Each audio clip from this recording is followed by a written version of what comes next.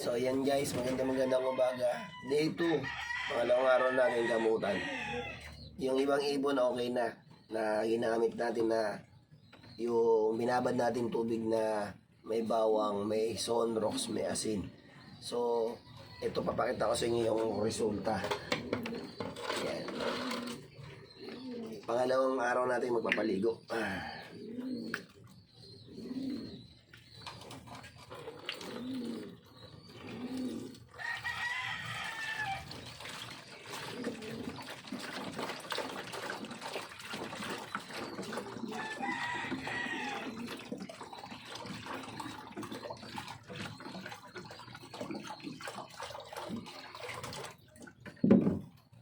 So, nangyari pala guys, yung unang video natin, hindi tayo nakapag-upload sa Facebook, gawa na sa sobrang haba. Sa YouTube ako nag-upload, tsaka sa TikTok.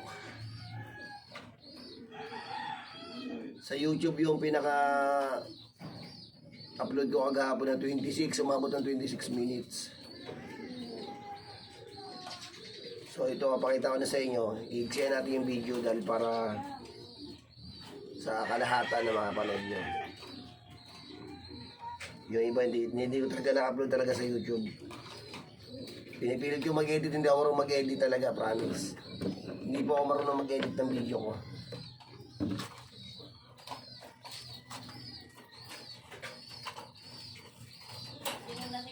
Yan guys, oh, okay na ibon natin, oh, day 2. Yan, dilat na yung mata. Yan, may pagbabago naman po, may proven naman po. Yan. Hindi nyo lang pumaani yung first day ko, pero kung gusto nyo panoorin sa YouTube kung paano ko po ginawa nung una. Ito, day 2 na po tayo, day 2. Ito, mapaliguan natin. Ganun pa rin po gagawin natin.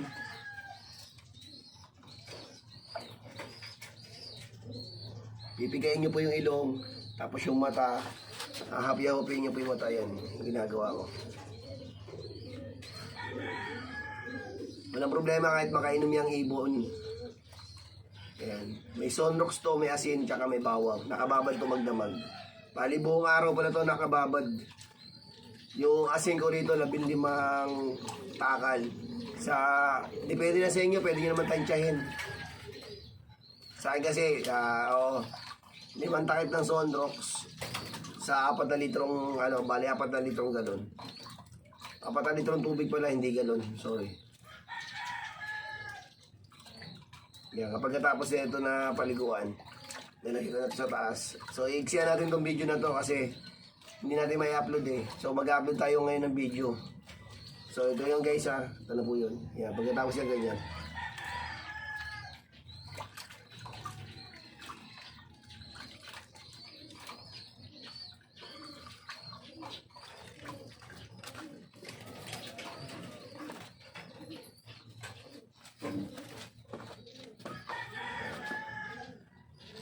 So ito rin yung inakay, yung tinamaan. Ayun o.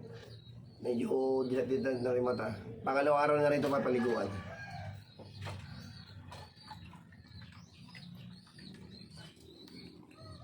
Kailangan matanggal nyo yung mga muta-muta na ito guys. Kaya kailangan talaga kuskusin mo na maigi.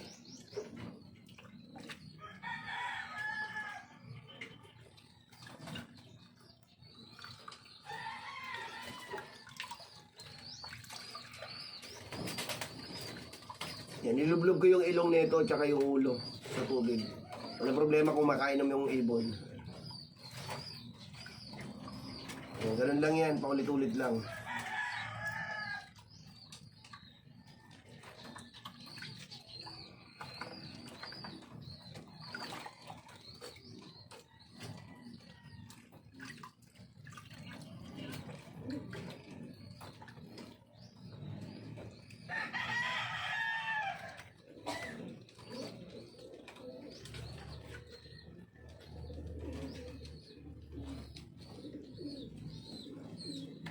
Yan, basta importante kuskusin nyo na maigi, malinis yung area na may one eye cord at yung sipo niya, pigayin nyo iigi yung ilong.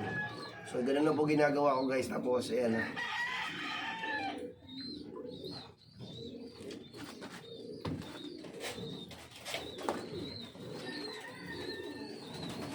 Ayan na guys, so yung mga ibang iba natin, oh. Ayan, nakadilat na to. Ayun yung may tama, oh. Ayan.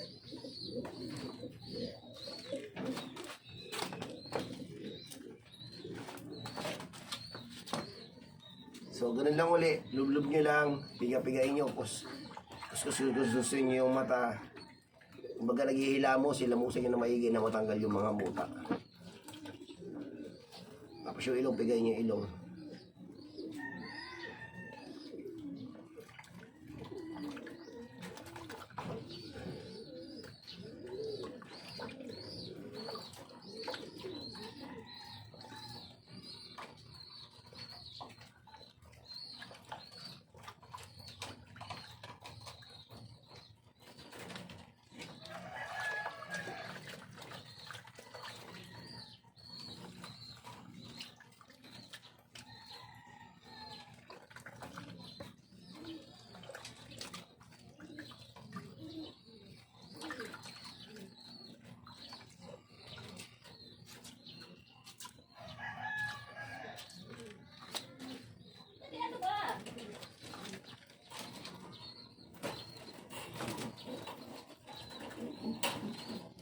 Yan to guys, okay na to guys, oh.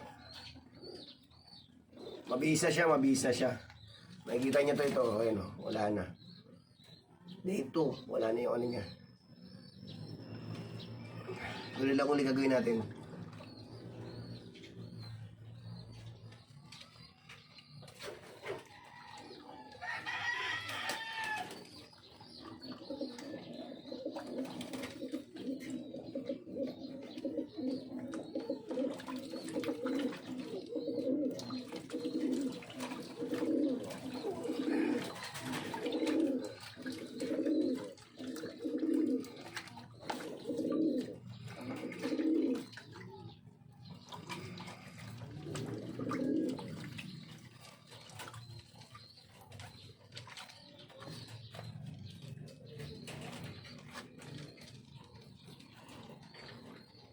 O yan guys.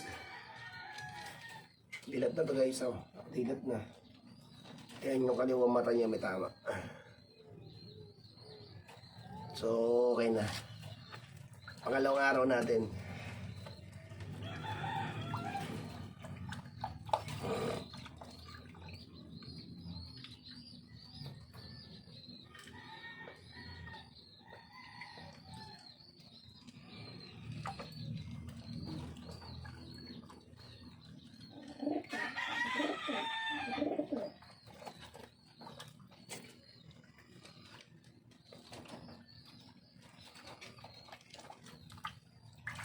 Yan, kung gusto nyo na sundan yung ginawa ko, punta lang kayo sa YouTube, makikita nyo yung pangalan ko ron at paano ko ginawa yung gamutan.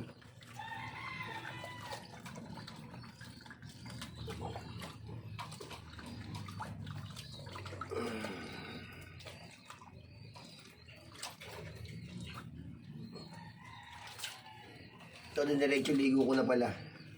Para isahan na lang. Yan.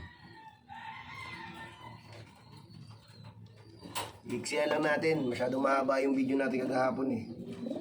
Hindi naman tayo makapag-upload. Okay na to guys, oh. Dilat na to.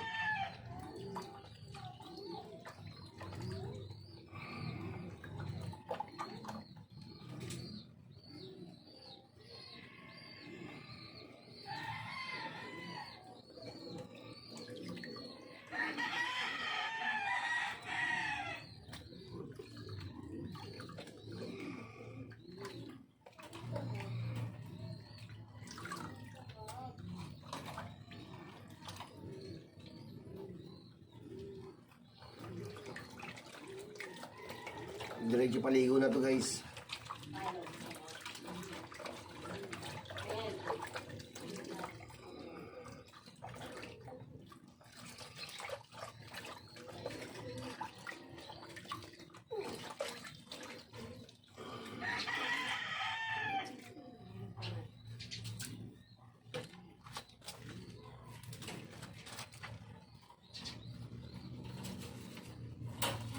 Yung kapatid ng isang inakay.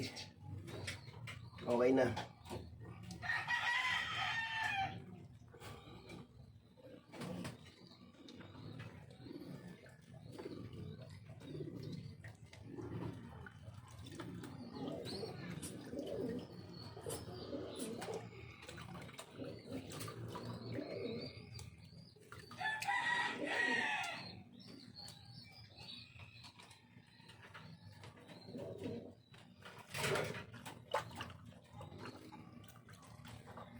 So, yan guys, ito na, pangalawang araw na to.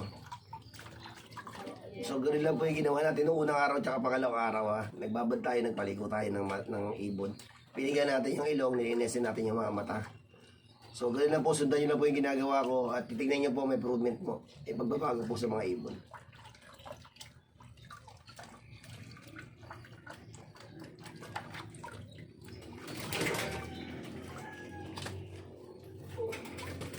So, yun lang guys ganito lang yung video natin at baka medyo mahaba-haba na din naman tayo makapag-upload. So, yun lang guys. Maraming salamat po. Magandang umaga.